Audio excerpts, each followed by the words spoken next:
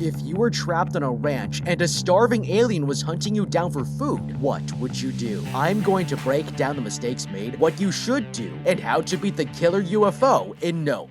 This place is about to be destroyed by a flying saucer. OJ here is tending to chores around his family ranch and checks on his dad who's training a horse for a show. The man notices his daughter isn't here and tells OJ to fetch her so they can talk about the family business. The son obeys, but as the guy walks away to call his sister, his phone suddenly shuts off along with every electronic device on the ranch. Suddenly, he hears a woman screaming above him, and that's when metal objects start shooting down from the sky. Confused, the man turns around and notices his dad has gone limp before falling off his horse. He doesn't understand what just happened and quickly drives his father to the hospital, but it's too late. The man has already died, and his x-ray reveals that a coin pierced straight through his eye and into his brain. OJ here knows there's more to his father's death, and soon he'll discover the man was murdered by a cold-blooded alien who will eat anything that gets in its way. 6 months later, OJ and his sister Em have taken over the family ranch since their father died, but that's when the woman notices that one of the stallions has escaped. It's not normal, and the brother leaves the house to check on the animal. It seems fine, but the man gets distracted when music starts playing loudly from the house. He tries telling his sister to turn it down, but the horse suddenly gets startled and jumps the fence, racing off into the distance. Frustrated, the man goes to follow after the animal, but loses its trail on the edge of the property. It's completely disappeared. But that's when the brother notices something strange. In the distance, the lights of a nearby Wild West theme park shut down, and he suddenly hears an animal shrieking from above.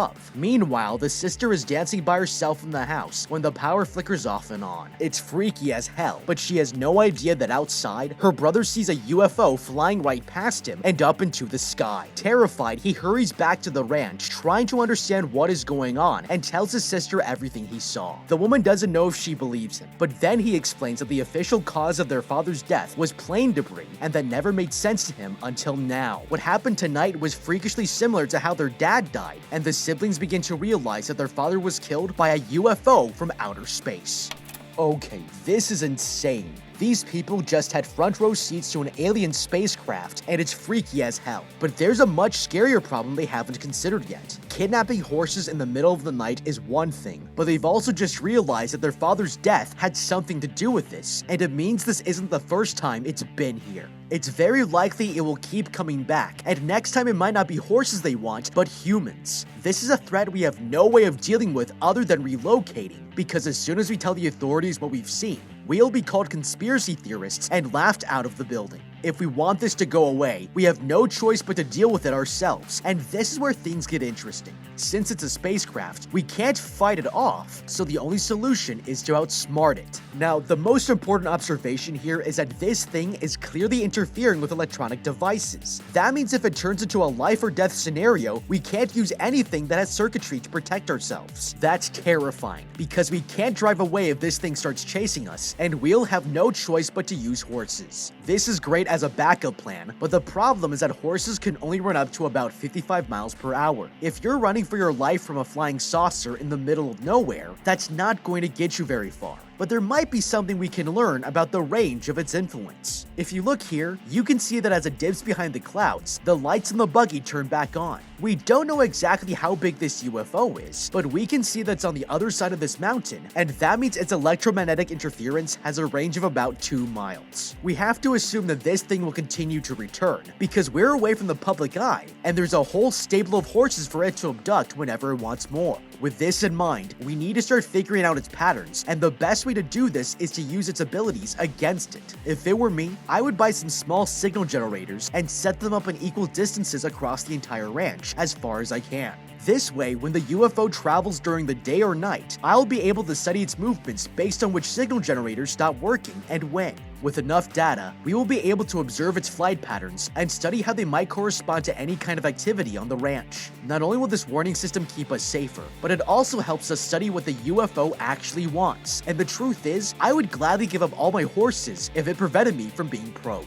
The next morning, the siblings go to a retail store where the sister lays out her plan. They'll buy cameras to record a video of the flying saucer and sell it to the highest bidder. That way, they can get the money they need to keep the ranch open. This technician named Angel starts scanning their items and asks them why they need special equipment like this. The siblings lie, saying they were robbed and need cameras that will work even when the power cuts out. The man knows something else is going on, pointing out that most modern cameras already have backup batteries and teases that there must be aliens around. But as soon as he sees their faces, he realizes that's exactly why they bought them. He goes to the ranch to help with the installation, and the sister excuses herself to get something from the store, but her brother knows she's up to something. The technician finishes setting up the cameras and explains to OJ how they work, but the man is distracted when he notices his sister parked in the middle of the road calling out to them. The men drive over to see what all the fuss is about, and the brother notices a string of flags fluttering from the horse trailer. He asks what's inside, and the woman insists it's just a training horse she picked up, but needs some help getting it out. Together, they move this giant horse statue out into the field, but in the distance, a truck has driven up to their fence, and a man approaches. It's Ricky, the owner of the Wild West theme park nearby, and he pulls out a flyer for his new live show that'll be happening on Friday. They're invited to come watch the event, but the man has no idea that it's going to get everyone killed. That night, OJ is getting his supplies to train the horses when he notices the lights turn on in the stables. Going over to investigate, the man realizes one of the horses is missing from its pen and turns the lights back off. The man knows he would never make that mistake and walks away in frustration to fetch the horse, but just as he's leaving, the lights suddenly turn back on. OJ looks behind him and sees a strange inhuman figure approaching. Terrified, he backs off and pulls out his phone to film the creature as it peeks its head around the corner. That's when he notices one sneaking up behind him and punches it in the face, knocking the alien to the floor. Okay, this would scare the living shit out of me. If three little men from outer space were trying to probe the first human they found, the obvious thing to do is run for your life. To be honest, I wouldn't even stop to consider taking out my camera for evidence, but that would have been my biggest mistake, because there's actually a great way to figure out that we're not in as much danger as you might think. When OJ took out his camera, he forgot that these aliens have the ability to cause electromagnetic interference from miles away, so this is already suspicious. We have to assume any alien life form with the technology for interstellar travel is intelligent enough not to forget their electricity jammer from the spaceship. And with this in mind, we have enough circumstantial evidence here to tell us that these are not aliens from the flying saucer. If we are able to still use our phones, then the only explanation is that they want to be seen, which means they're probably not going to abduct or hurt us right now. Once we're calm enough to piece this information together, the smartest decision would be to swing something at the creatures and try to take one of them out. They've already made themselves more vulnerable by stepping off their ship, and it appears they're also at a physical disadvantage. We can immediately tell that they're all much shorter and walk with a poor range of motion. So if we don't use this opportunity to our advantage, then we might never get the chance again. Now, when it comes to this horse statue, these guys are being complete idiots. The idea here is to use the statue as a decoy to see if the UFO will try to abduct it. But there's a problem. Right now, they want to keep this alien encounter a secret because not only will they sound insane by telling others, but also want to get rich by selling their photos. If this is their objective, then stealing someone's property and bringing it onto your ranch might be the dumbest thing you can do.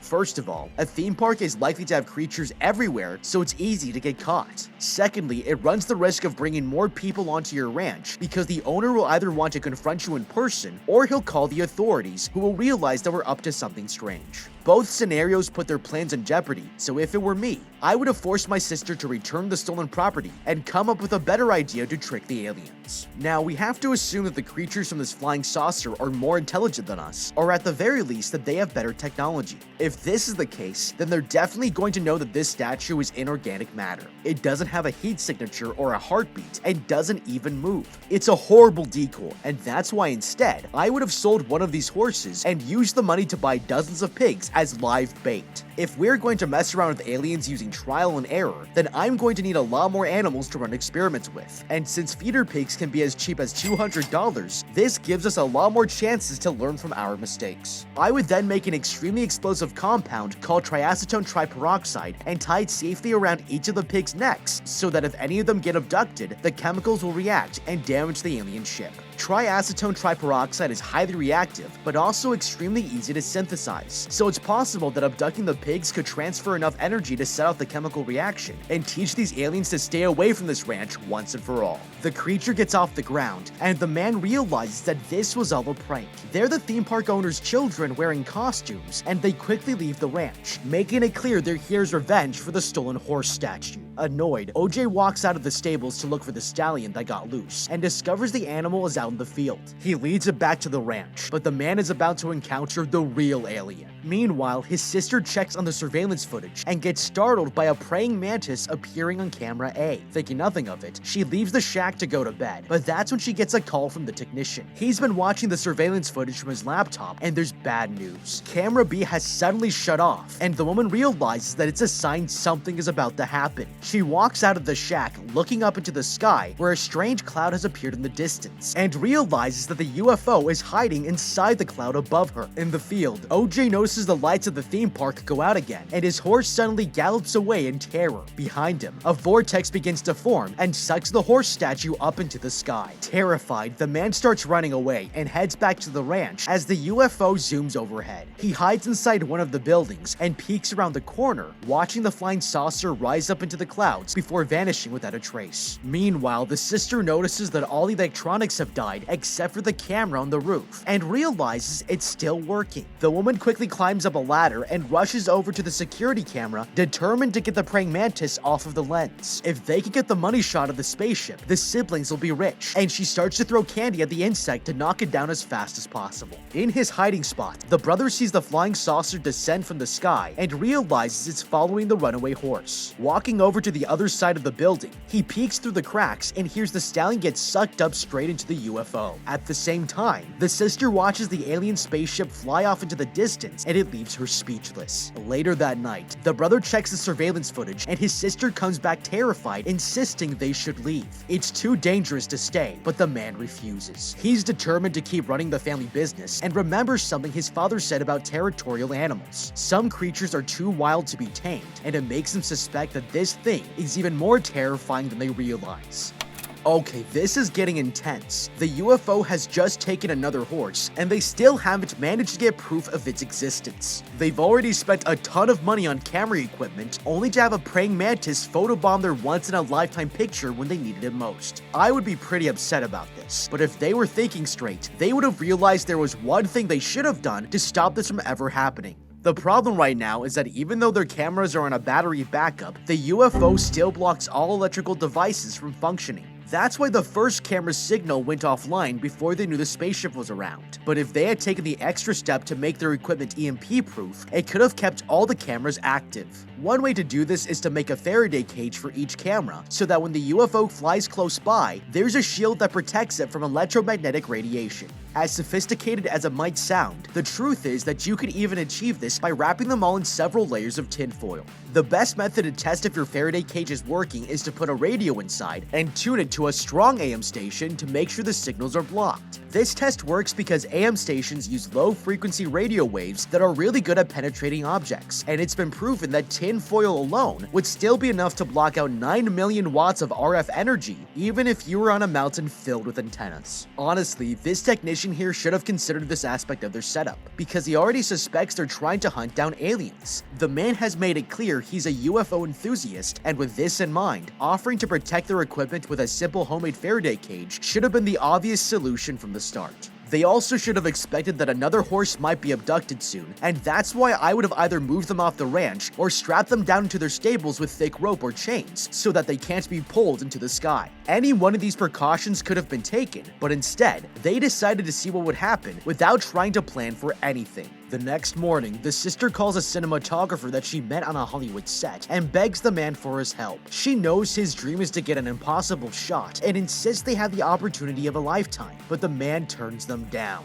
They have no idea who else could help, but that's when the siblings notice a van driving up to their home. Going outside, they see the technician from the store stumble out, staring at something in the sky, and he's about to give them some terrifying news. He goes to the shack where they're monitoring the cameras and plays back footage of the morning. That's when the brother realizes what's wrong with the picture and points out that one of the clouds hasn't moved for hours. It must be hiding the flying saucer, and his sister is confident this footage will prove an alien is out there, but the technician disagrees. They need undeniable evidence if they want any chance of getting someone's attention, and the brother reveals he thinks it's not actually a spaceship, but a wild animal from outer space. It sounds crazy, but soon they're going to find out that he's completely right. Later, the men do chores around the ranch, and OJ here notices something on the ground. It's a flyer advertising the theme park's new show that's happening tonight, and it has a picture of a horse that looks like it's being abducted. It can't be a coincidence, and the man walks away to find out what the theme park owner might be hiding. Meanwhile, at this arena, the host Ricky announces to his audience that they're about to witness the show of a lifetime, promising that soon a UFO will appear and take this horse into the sky. The man reassures them that they're all safe, and the crowd is curious to find out more, but nothing will go according to plan. Suddenly, they hear a roar in the distance, and the host realizes that the UFO has arrived early. This has never happened before, and Ricky here signals his men to unlock the cage, but that's when things go terribly wrong. All the electronic devices start shutting down as the flying saucer hovers above them, abducting everyone sitting there in the bleachers. They all get sucked up into the UFO's mouth, screaming in terror as they are digested and die a slow, painful death. That night, OJ finally arrives at the Wild West theme park, but is surprised to find it completely abandoned. None of the staff or customers are there, and the decorations have been scattered across the grounds. He walks over to the stadium where the show was supposed to happen, and discovers that no one except the horse he sold to the theme park is there. It's as if everyone who came here has disappeared off the face of the earth, and that's when he sees the UFO shoot across the sky. Okay, it's now officially developing a taste for humans, and with that in mind, it might be time to sell the ranch and get out of here before it's too late. But there's a much bigger problem they haven't considered yet. If OJ is correct and this flying saucer is actually an alien animal, then we're in a lot more danger than anyone realizes. The reason is because it's going to behave based on its predatory instincts, and if it's identified a food source that is too weak to be a threat, then eventually it will wander into a city and start eating all of the people it can possibly find. This is the exact opposite of what we might expect from an intelligent alien civilization who would likely want to keep their existence a secret. If this is a predatory animal, then it's only interested in maintaining its biological requirements, so there's no limit to what this thing might do now. With this in mind, getting undeniable evidence of this thing has become much more important, because once it moves into a populated area, the entire human species will be at risk. This is why I would double my efforts to photograph this thing and take it to the government so they can act before it's too late. Now, there's one thing nobody here has considered yet, because they've just realized that the alien creature has been hiding in this cloud the entire time. This is a blessing in disguise, because it means they don't have to wait to lure it out if they already know exactly where it is. If it were me, I would start setting up anything I could into this cloud, because it might antagonize the alien to come out of hiding. Ideally, we could buy a hot air balloon and float it up into the cloud, because the surface area is large enough that you would be able to clearly see it collapse as the balloon hits the bottom of the creature. It might even be enough to make the monster eat it or come out of hiding, and this way we can get it on camera to prove there's a global threat to humanity. The man tries to signal to his horse to come, but that's when the creature suddenly flies down to the arena to abduct him, blowing the man away. He's knocked unconscious and wakes up later that night, dazed by the attack, but surprisingly, his horse has survived the encounter as well. He walks out of the bleachers and immediately calls his sister, warning her that the UFO is actually an apex predator just like he thought. It's using the valley as a hunting ground, but before he can say more, all of the electronics in the house black out. It's happening again, and the line drops out as the brother stomps on the gas, realizing the flying saucer is about to attack his sister. Meanwhile, the technician Angel rushes into the house in a panic, explaining that the creature is moving towards them. That's when she hears screams of terror echo from above and quickly takes cover, terrified that the UFO might hear her. Suddenly, the screams stop and random objects start falling from the sky, crashing onto the property, and there's nothing the humans can do to stop it. Desperate, OJ races back to the ranch, but his vehicle suddenly stops in its tracks. He can't seem to restart the engine, and that's when he notices that the UFO is hovering right above his home. There's no escaping it, and the creature begins looking for another human to feed on. Moving forward, the flying saucer floats directly above the truck, and the brother is forced to stay inside or else he'll get eaten alive. Suddenly, a piece of junk crashes straight through the windshield, and he realizes it's the horse statue that was sucked up. The man has no choice but to stay here all night, and when he wakes up the next morning, OJ drives back to the house to check on his sister. Stopping near the building, he sees his sister with the technician and quickly comes up with a plan. He gets out of the truck, sneaking over to the van, and opens the door as quietly as he can. Taking their cue, the others run out of the house towards the van to escape. But that's when the man notices a dark shape in the cloud and looks up. The alien saucer is approaching, and he looks down at the ground, avoiding eye contact. He remembers that it's a wild animal and knows based on his experience with horses that they might react violently if they're stared at. Luckily, the creature never spots him and flies away as the other two survivors manage to get inside the van without being attacked. Together, they drive away as fast as they can and take shelter in the technician's apartment. But soon, the monster is going to come back to haunt them. Okay, finally someone was using their brain. OJ here realized that if this was a wild creature, then he can apply his understanding of animal behavior and make sure it doesn't consider him a threat or a food source. It was very quick thinking, but the problem is that it shouldn't have worked at all. It's true that a lot of predatory animals consider eye contact to be a sign of aggression. For example, if you encounter a black bear, it's advised that you keep your head down or else you're more likely to be attacked. But there are very specific reasons for this. Usually the animal is defending its family or territory against a possible predator, but we have to realize that a bear would not treat its food source the same way. It doesn't matter if a salmon makes eye contact because he's still going to eat him regardless. Now, it's important to point out that animals in the wild have all developed facial recognition because despite our extreme differences, all mammals have eyes, a nose, and a mouth. Face-eye recognition is built into the fabric of all vertebrate species, and it's so biologically hardwired that even birds and reptiles show this in their social behavior. The reason this is important is because this alien creature has no face at all. There are no common features that would help us determine where the eyes, nose, or ears are. The only discernible feature it has is a mouth, and with this in mind, it's very unlikely to have face-eye recognition built into its evolutionary programming to consider eye contact as aggression. This is a clue that it looks at us only as potential food sources instead of as threats, and that's why keeping your eyes on the ground doesn't make any sense at all. If we wanted to find solutions in the animal kingdom, then the smarter approach would be to imitate prey species tactics and create an action plan around these long-tested patterns of survival behavior. For example, many species of fish have evolved to develop colors that camouflage them with coral reef, because predators don't consider it to be a food source. Some fish will even hide in the coral to make sure they can't be seen, and this is exactly how we should be thinking. Right now, we figured out that the alien doesn't want to eat inanimate objects, and even puked out this horse statue instead of digesting it. We also know that OJ has managed to stay safely inside the car all night without getting sucked up, because the creature wasn't willing to eat a car. With this in mind, I would make sure we're never outside without a large covering to repel the alien from eating us, because the more we can camouflage ourselves with inorganic and inedible material, the less likely he will be to hunt us. That night, they try to relax at a restaurant, but OJ tells the others the alien might not attack them if they avoid eye contact. It's a depressing reminder that they still have a monster living in the county, and the sister confronts him outside, wanting to know why he's being so moody. The man points out they've already spent a lot of money trying to get photographic evidence, but it hasn't gotten them anywhere. He still has to run the family business, and the woman walks away in frustration. As she leaves, Em gets a message from someone who might be able to help with their money troubles, and it's going to change everything. The next morning, the group goes back to the ranch where they find the cinematographer that they called earlier waiting for them. He's learned about the alien creature after a news team reported on the missing people from the Wild West theme park and wants to help them give proof of the alien's existence. Gathering in the house, the brother explains he believes that the UFO can't swallow inorganic objects like the horse statue or the string of flags, and points out that as a predator animal, there's no way to tame it. Their best hope is to use its instincts against the creature and make sure it no longer sees them as a food source so they can finally take the money shot. OJ decides they should name a jean jacket after a horse they used to own, and together the group comes up with a plan.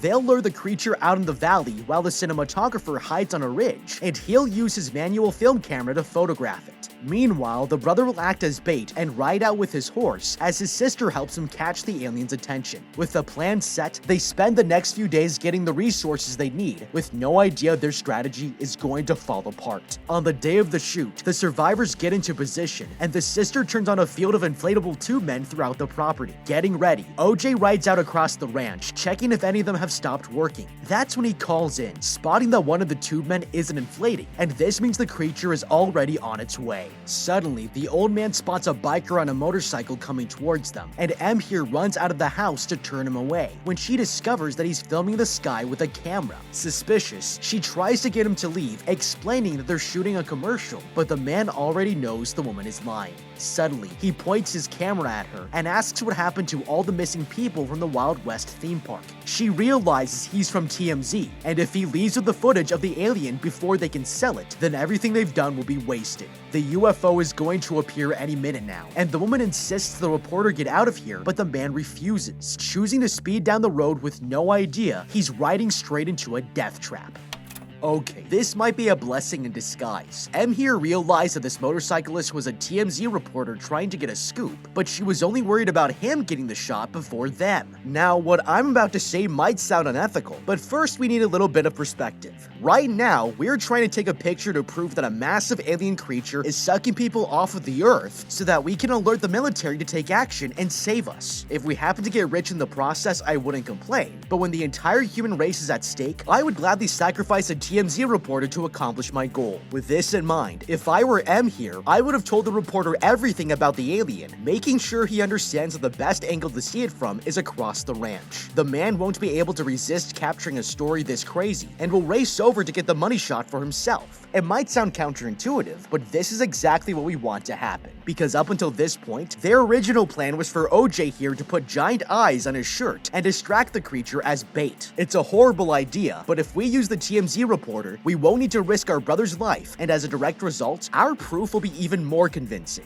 First of all, this motorcycle will shut down when the alien approaches, which is evidence of its electromagnetic interference. Secondly, the creature will probably suck him into its mouth, and involving a real death in your picture forces law enforcement and government agencies to investigate the photo's authenticity. Now, we would obviously be held for questioning and considered as suspects, but the photographic evidence would make it unobjectionable that the reporter was killed by an alien and not us, because we took the photo half a mile away. Once we're cleared of suspicion, we still need money to make ends meet, but the good news is that the image would definitely increase in value. That's why instead of trying to sell it to UFO conspiracy theorists or tabloid news networks, I would sell this photograph to an art auction. A TMZ reporter spends his career exploiting the most intimate moments of other people's lives, and that's why photographing him in the most defining moments of his life would be ironic enough to have a price tag worth 6 figures. I would title the artwork Poetic Justice, and using this man as bait improves every aspect of their strategy, but the siblings didn't consider any of it, missing out on a golden opportunity. They all watch as he drives towards the alien, when suddenly the power in his bike dies, sending him flying through the air.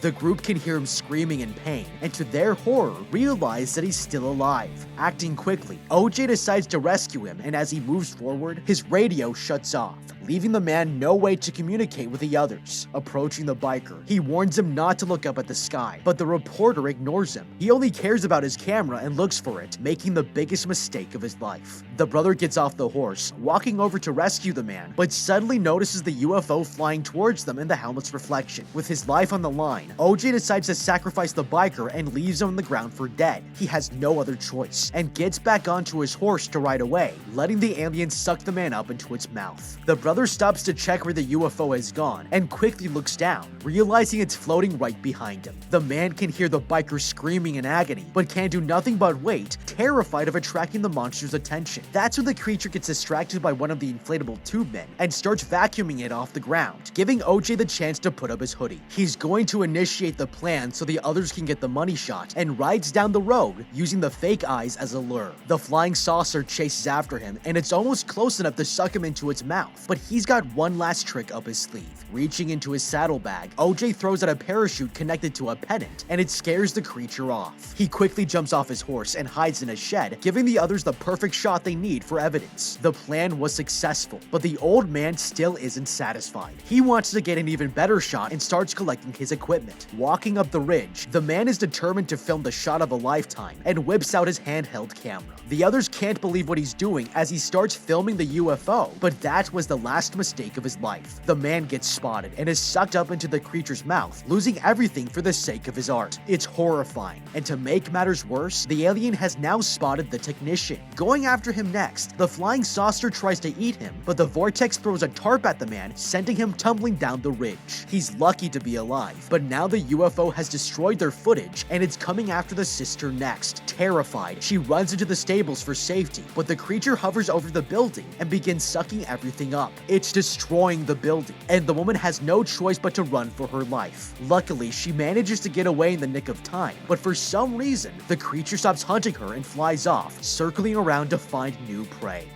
Okay, that was a close call. The alien tried going after every single one of them, and it means he's not just hungry, but also really pissed off. Now, to be fair, that's not a big deal if we've already accomplished our mission. This whole time, the goal is to capture photographic evidence of this terrifying alien, and they actually managed to do this successfully. That's why as soon as the creature went back up into the sky, the first thing they should have done was rush the film canisters back down to the house and hide until all the electrical equipment starts working again. Then when the coast is clear, we can drive that film to get it developed as fast as humanly possible to warn the rest of humanity. The fact that anyone decided to stick around after what they just saw is absolutely insane, and doing anything other than getting the out of there is honestly a complete waste of time. If it were me, I would even let the cinematographer go back up the hill to get his perfect shot, because it's actually going to give us an advantage. We need a guaranteed way to get this world-saving footage to a place of safety, and the best way to do this is with another well-timed distraction. With this in mind, I would have asked him to wait for me to unload the film and can it first. That way, if he dies, at least his legacy will live on with the most amazing footage ever captured. If he leaves before we can collect the evidence, then his legacy might die with him, and for an artist, that's not a risk worth taking. Now, it's important to point out that if I was planning the mission and had the choice to be anyone in this scenario, it's going to be the person holding the most valuable item by the end. As long as this film is everyone's top priority, then it gives me a much better chance of surviving the encounter because the others will do whatever was necessary to help us protect it. The siblings are exposing themselves to a lot more risk, but as cold-blooded as it sounds, as long as I'm holding the footage, then I should get to leave the ranch first. Remember that this is for the survival of our species, and if I had to choose between dying or cashing in to save the human race, I'd rather be unpopular and rich than dead and broke. Meanwhile, the technician realizes that he's going to be next and starts wrapping the barbed wire around him with tarp for protection. That's when the UFO arrives, hovering above the man and begins to suck him into the sky. The technician screams in terror, desperately hoping that his plan will work, but luckily, the fence he's tied to stays planted in the ground and the creature gives up. Across the property, the sister walks towards the motorbike as the alien reveals its true form. It's been wounded by the barbed wire, and now it's furious. She tries to start the vehicle, but with the alien so close, nothing electric will work. Unable to start the bike, the woman knows she'll be eaten alive, but that's when she hears her brother whistling at her. He's gotten back on his horse and distracts the creature, luring it away so his sister can escape. This might be the last time they ever see each other, and knowing what's at stake, they say their goodbyes. Suddenly, something shoots out of the alien's body as OJ stares directly at the monster and captures the creature's full attention. His plan is working, and with the creature out of range, the woman is able to turn on the bike. She races away, speeding off into the distance and distracts the alien, leading it towards the Wild West theme park. Sliding to a stop, the sister makes sure the alien is following after her and quickly comes up with a new plan. The woman detaches ropes from these anchors so that this giant balloon mascot floats off into the sky. She knows the creature will try to swallow it, and once the balloon is inside its stomach, the helium will explode, blowing the monster up from the inside. Taking a step back, the woman realizes there are coins scattered across the ground and remembers that there's an old-fashioned manual camera at the bottom of this well. If she puts in the quarters and times it right, she can not only take the money shot, but kill the monster at the same time. Gathering the coins, she inserts them into a coin slot and gets ready to operate this hand crank. The alien takes the bait, following after the inflatable mascot as the woman tries to catch a photo of the creature. Suddenly, it flies across the sky, wrapping itself around the balloon, and the woman takes a picture just as it passes by. She watches as the creature tries to fly away, but it explodes in the air. Her plan worked, and with the alien finally dead, the woman falls to the ground in relief. She not only got the money shot, but her brother has managed to survive, and they can now live out the rest of their days in peace, thankful that they survived this horror movie. But what do you think? How would you beat Nope? Let me know with a comment down below. Thank you so much for watching, leave a like and subscribe, and check out the How to Beat playlist for more videos like this. Until next time, have a damn good day.